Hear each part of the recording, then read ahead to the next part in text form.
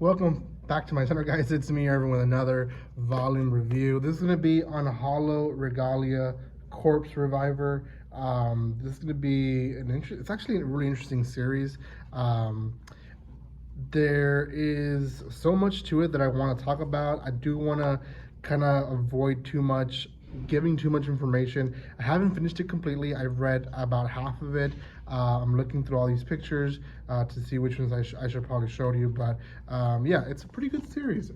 I myself read, like I said, a little bit more than half of this series, and it's a little interesting to say the least. So yeah, before anything, guys, if you have not checked out Yanon is a company that is subsection to Yam Press. They released basically all the light novels through there, and anything that refers to light novel is through Yanon. Pretty good company. They've been releasing more and more volumes per month, which is pretty amazing. Just how much content they release for us here in the US. So yeah, if you're looking for a company to do that, make sure you check them out. Also, if you are wanting to subscribe to my channel, please do so.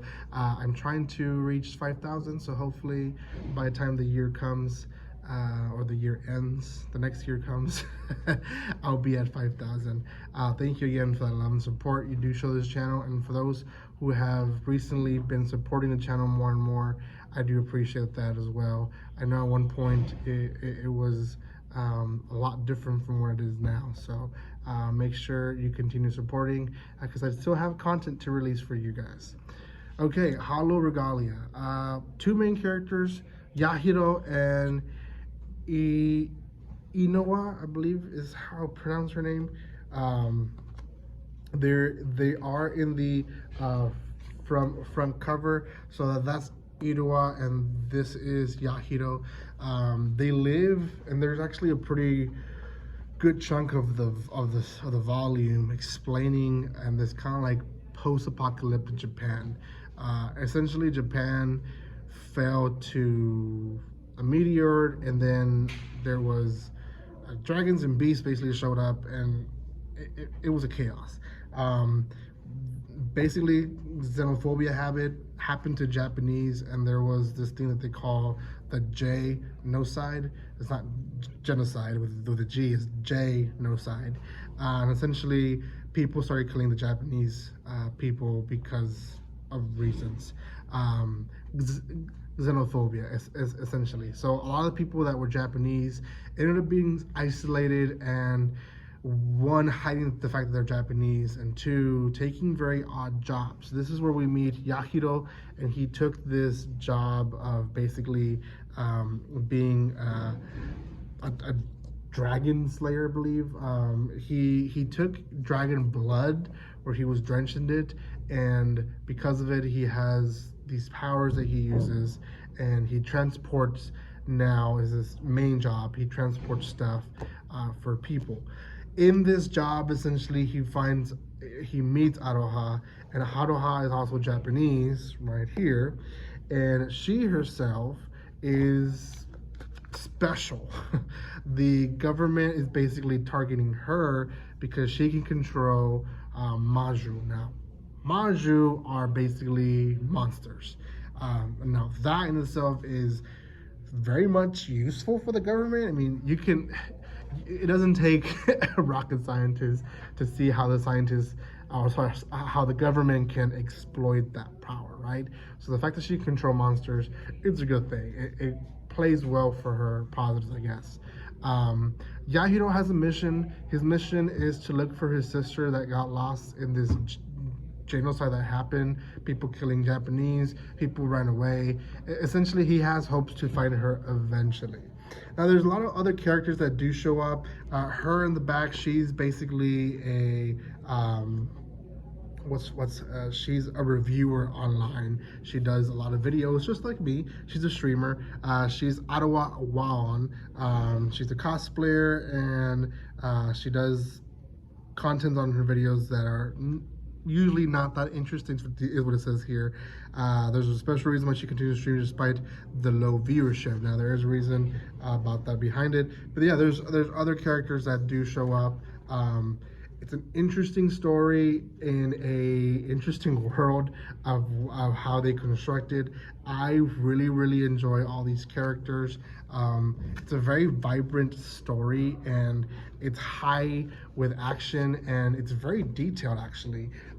That's one of the things that I liked about the volume, is that when we get to the actual action parts or to describing characters like that, the author is actually very vibrant with how they they express themselves. It's very visually stimulating, I guess you can say.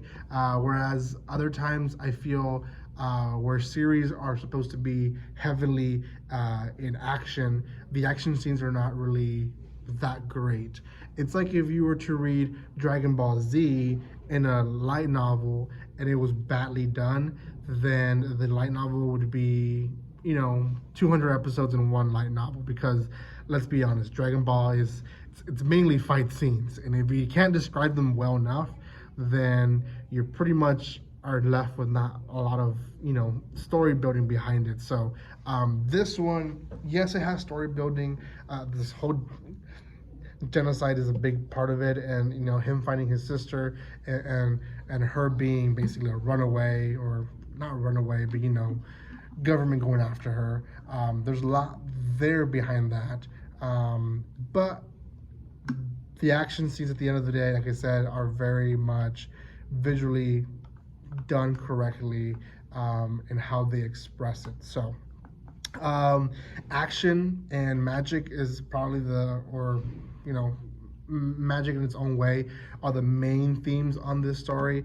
Though romance, obviously, there is comedy and fan service to it as well.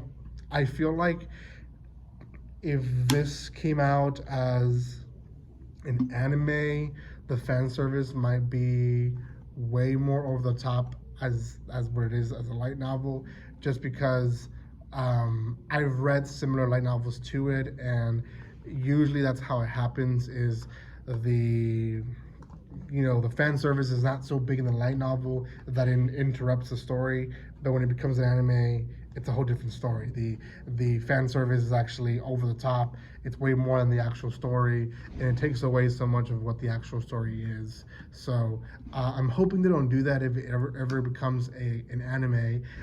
There is comedy there, a lot of comedy relief.